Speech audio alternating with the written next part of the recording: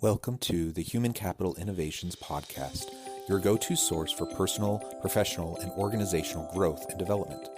We hope you tune in often for all things people management, organizational development and change, organizational leadership, and social impact related. Maximize your personal and organizational potential with Human Capital Innovations Podcast.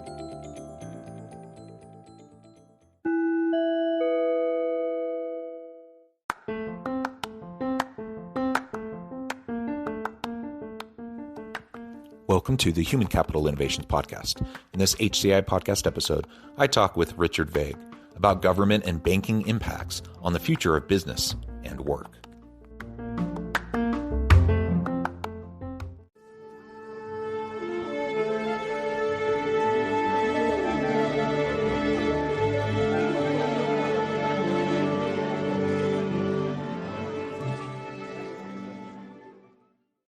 Richard Vague, welcome to the Human Capital Innovations Podcast. Thank you for having me. It's a privilege. It's a pleasure to be with you. I'm super excited to have a nice conversation with you today. We're going to be discussing the impacts of government and banking on business, the current state of business, but also impacts on the future of business and the future of work. As we get started, I wanted to share Richard's bio with everybody. Richard Vague serves as Pennsylvania Banking and Securities Secretary. Prior to his 2020 appointment, he was managing partner of Gabrielle Investments and chair of the Governor's Woods Foundation, a nonprofit philanthropic organization. Previously, he was co-founder, chairman, and CEO of Energy Plus, an electricity and natural gas company. Vague was also co-founder and CEO of two banks and founder of the economic data service Tycos. His new book is An Illustrated Business History of the United States by University of Pennsylvania Press. You can find out more about him at richardvague.com. It's a pleasure to have you, Richard. Thank you so much for joining me. Anything else you would like to share with listeners by way of your background or personal context before we dive on in further? Not at all. You have a great show, and it's a privilege to be here. Well, thank you so much. And it really is a pleasure to have you. So why don't we start out by unpacking a little bit, talking about government and banking impacts. And let's start with government. So what is the role of government? What do you see as the role of government in business through time? Looking at kind of the history of the U.S., this is going to be a U.S.-centric kind of a conversation, though certainly there will be principles that spread beyond the U.S. But throughout the history of the U.S. and the ebbs and flows of the nature of our government, what has that impact been on business over time? Despite beliefs to the contrary, the U.S. government has been heavily involved in business since the earliest days. It was obviously very instrumental during the American Revolution in identifying manufacturers, teaching them how to do interchangeable part manufacturing, financing many of them. After the Revolution, it was deeply involved in trying to steal industrial secrets from Great Britain. It was somewhat successful in this, set up a lot and financed a lot of the early manufacturing efforts of the country. Then after that, it was deeply involved in canals and railroads, which really powered the U.S. through the 19th century. It was the state government of New York that financed the Erie Canal at a time when private capital was insufficient to do that. Deeply involved in railroads, which were really by far the biggest industry of the 19th century, through land grants, through direct financing, whether it's the Illinois Central, which was the longest railroad in the world until just a few years later, the Transcontinental Railroad took it. And then even as recently as the iPhone, one analyst showed that the 12 major components that make the iPhone possible, such as GPS, the internet itself, touchscreen technology, all came directly or indirectly from government-funded research. So the government's been there all along and deeply involved. How do you see the level of that involvement over time? So clearly it has always been involved to some extent. Has that grown over time? Has it stayed fairly consistent over time? It has ebbed and flowed. And I think an important example of that is the funding of basic research in the United States. That can be basic computer research. A lot of that is medical and healthcare research. The government funded the mRNA technology that is the key part of the vaccines we've all been getting. But core research, this is non-commercial research, currently is at a level that's 2/3 lower than it was in the 1960s with the Apollo moonshot project and other things of that sort. So I'd say we're in one of those periods where government is under investing, and that's a key item, especially when you look at the race we are in so many areas with China. Yeah, and if you make the comparison, say directly to a China, and now clearly they have a whole different approach and philosophy around how government is involved and invests in business than we do. But it is important to note, because you know, from a political standpoint and political ideologies, people tend to latch on, you know, to the socialist, communist argument, you know, about why government shouldn't be involved in business. Yet the reality is, you know, those are kind of bugaboo scare words. The reality is government has always been involved in business in the United States, and it is in pretty much every country around the world to one extent or another. It's just a matter of how much and what the ebb and flow is.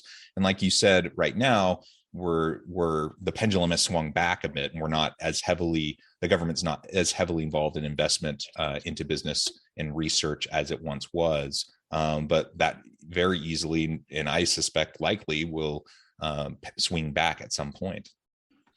Yeah, I think the competition with China, which stems all of the areas which are the future. This is electric vehicles, this is supercomputing, this is quantum encryption, this is communication, you know, 5G and 6G and 7G, for goodness sake. In all of those areas, we're suddenly realizing that not only is China catching up, but China has surpassed us in a few areas. And it kind of it doesn't matter what your political ideology is. You know, I think when you're falling behind other major competitors, you put your businesses at a disadvantage in setting world protocols and world standards and getting world market share. So I think this is a time for us to be upping our game. Yeah, very interesting. So let's shift gears now and talk a little bit about the role of banks in business over time. Now, clearly, there's a connection between government and banks as well, but let's try to parse that out and talk a little bit more specifically about the role of banks in business. Well, I was a career banker. You know, for 30 years, I was in that industry, and yet I had never studied the history of that banking, and I have been doing that extensively, not only for this book, but for other purposes. And what's interesting to me is that banks, financial institutions, were the first big businesses in the United States. The first bank was the Bank of North America. Thomas Willing was the president. 10 years later, we chartered the first so-called central bank, the first bank of the United States. Thomas Willing was nominated to be president of that institution as well. The stocks that were traded on the New York Stock Exchange, you know, under the buttonwood tree that we've all read about, were pretty much all banks and insurance companies. So the first sophisticated business sector in the United States, besides farming, which was obviously there all along, was the banking industry. And it was that banking industry that made possible the transatlantic trade and that made possible the Industrial Revolution. We would not have had an industrial revolution in England or the United States if there hadn't been a fairly mature, rapidly growing banking industry. Yeah, and of course now we're in the fourth phase, the fourth wave of the Industrial Revolution. Knowledge economy, high-tech industries, service sector oriented businesses are predominant, and I suspect, you know, that banking has played a key role in all the evolutions and the growth as we've proceeded through the last couple hundred years. Does that sound correct? Absolutely. You know, up to and including the present, and up to and including technology companies. Yeah. So we know that, if you look at the long view of history over the last couple hundred years, and you look at the role of government and banking in, right now we're just looking in the United States. They have set the stage, created the conditions under which economic development can occur, under which innovation can occur as we go through various stages of the Industrial Revolution. And ultimately, it has created the environment in which we do business today. So that now the question is, what do we see moving into the future? Are things going to stay fairly consistent? I mean, obviously there's pendulum swings and there's ebbs and flows, but do we see basically a similar trajectory moving into the future? Or do we see these mega corporations playing an enhanced role in the societal development and economic development of entire countries?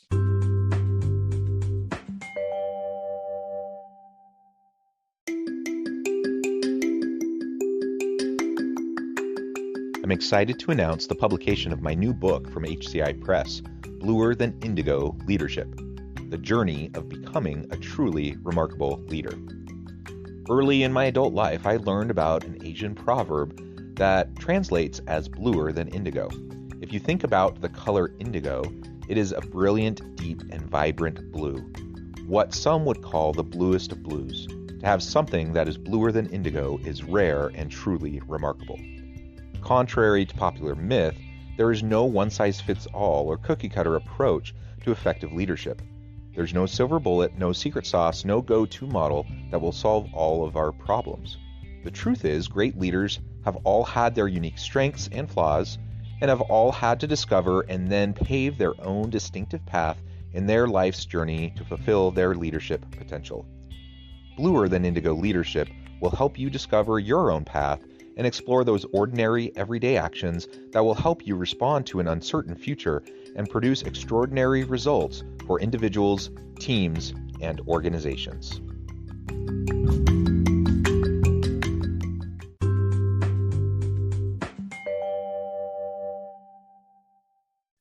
I think there are profound shifts underway. And I think large companies, perhaps even uncomfortably large companies, will play a disproportionate role in that. They certainly did in the late 1800s, where you saw mega corporations like United States Steel and Standard Oil playing huge roles. I think we have that situation today. But I think we're seeing a sea change in business. One of the things that's going to be happening in increasing amounts going forward is we are going to be transforming ourselves. And by that, I mean two things. One of them is the genetic engineering revolution. We are now going in medicine and re-engineering the DNA. And, a lot of the applications are disease combat financing or opportunities, such as cures for certain kinds of cancer, where we take the body's T cells out, reconfigure the DNA, and reinsert those T cells into the body, and they've been reprogrammed to fight the tumor. Well, we're doing, and by the way, folks that are about to die of cancer are cured in 2 or 3 days. So, these are transformative miracles, but all that we are learning about changing the DNA of the body will lead, I think, inevitably to our ability to change the body in all sorts of ways that don't relate to fighting disease, including vanity transformations of the body, not just for our offspring, but perhaps even for ourselves. This is going to explode over the next 10 or 20 years. We also see a massive move towards changing ourselves digitally. This is the metaverse that all of a sudden everybody is talking about. But some futurists have been talking for some time about the fact that they believe that we are going to, within the next generation or two, live fully digital lives.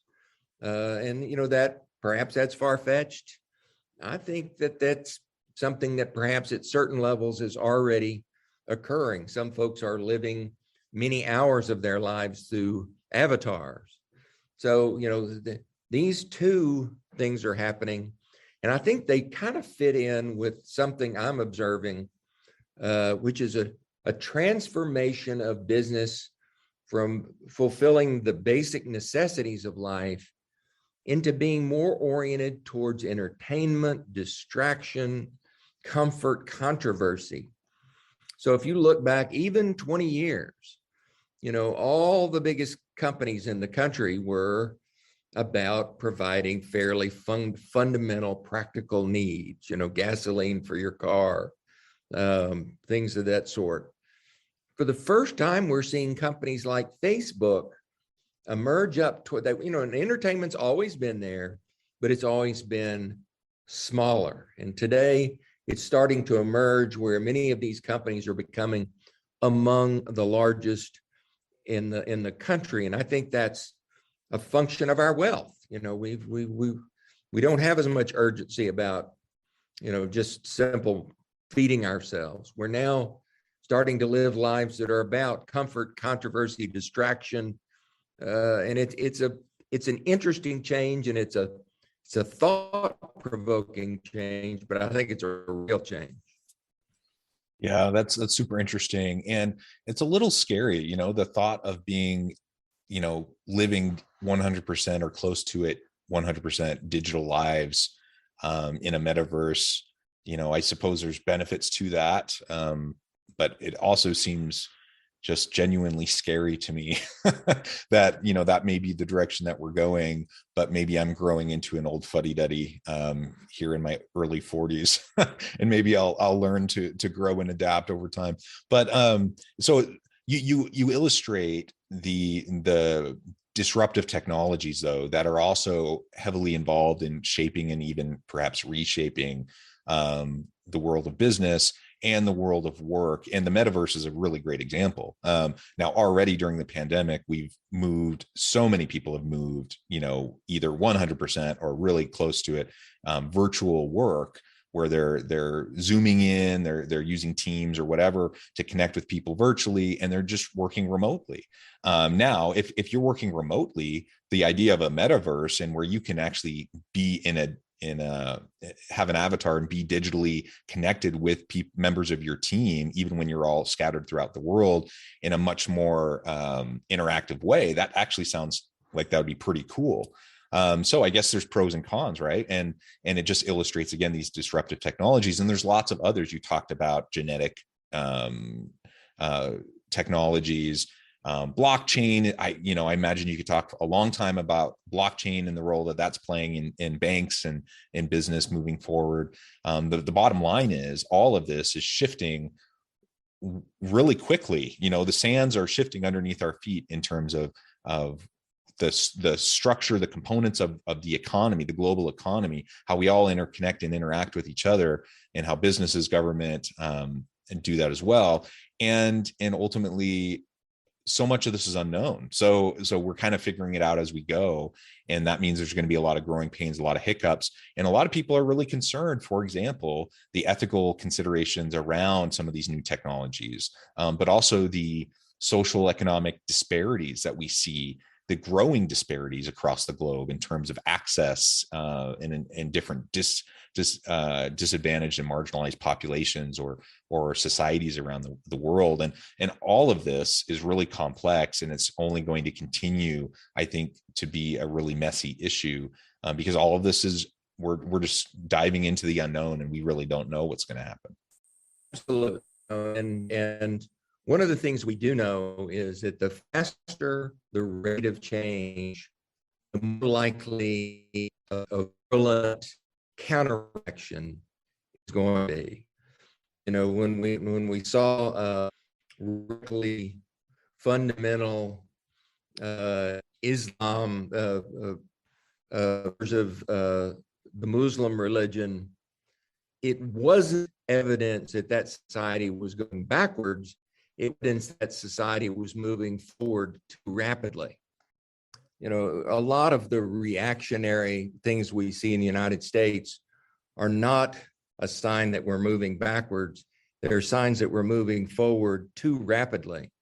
And I think if you couple that with the observation you made that inequality is increasing, and we can see this very clearly in the numbers over the last 2 to 3 decades, where you have a larger proportion of the US population really struggling financially, it's a tough combination. And it's a combination that isn't being addressed adequately. So I think there's going to be, you expressed the sentiment that some of this is scary. Well, I think you add all those things together, it could be quite scary. Yeah. Well said, Richard. Well, I'm noting the time and I'm going to have to let you go here in just a few minutes. But before we close today, and we just scratched the surface of a super interesting conversation. Before we close today, I wanted to give you a chance to share with listeners how they can get connected with you, find out more about the work that you're doing, where they can find your book, and then give us the final word on the topic for today. Well, thank you for the opportunity. You can find out about my books and other activities at richardvague.com. That's spelled VAGUE. And you'll see several books that we published, including a new one that we just published on debt jubilee, which I think is a topic that fits right into the discussion we've been having here. But I would just say, the things that you're touching on in your show are important to the future of our country.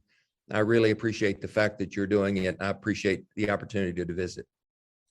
Thank you, Richard. It's been a pleasure. I encourage listeners to reach out, get connected, check out the website, check out what Richard can do for you, check out his books. And as always, I hope everyone can stay healthy and safe, that you can find meaning and purpose at work each and every day. And I hope you all have a great week.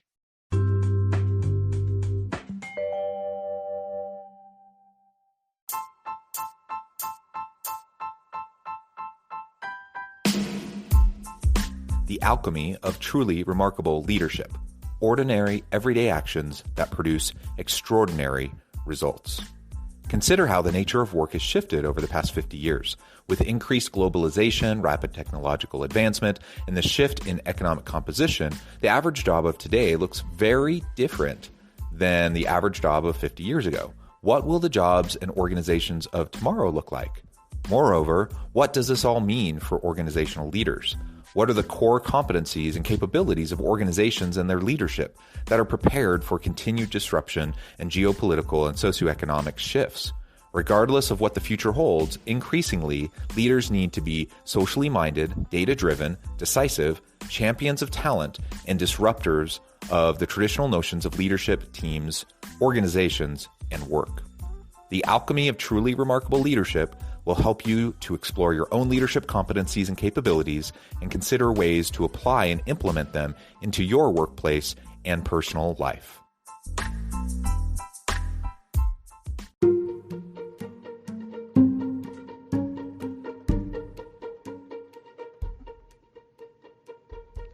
Check out Human Capital Innovations magazine, Human Capital Leadership. Human Capital Leadership is a free, interactive e-magazine with the mission to help individuals, leaders, and organizations find innovative approaches to maximize their human capital potential. We publish issues quarterly in August, November, February, and May. Take a look at the latest issue and let us know what you think.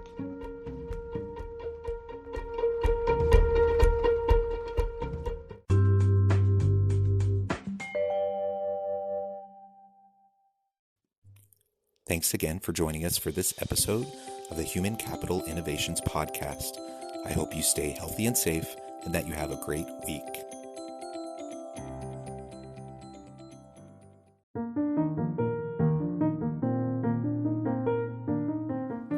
Check out our new weekly LinkedIn newsletter, Alchemizing Human Capital, exploring industry trends via original research and interviews with executives and thought leaders from across the globe.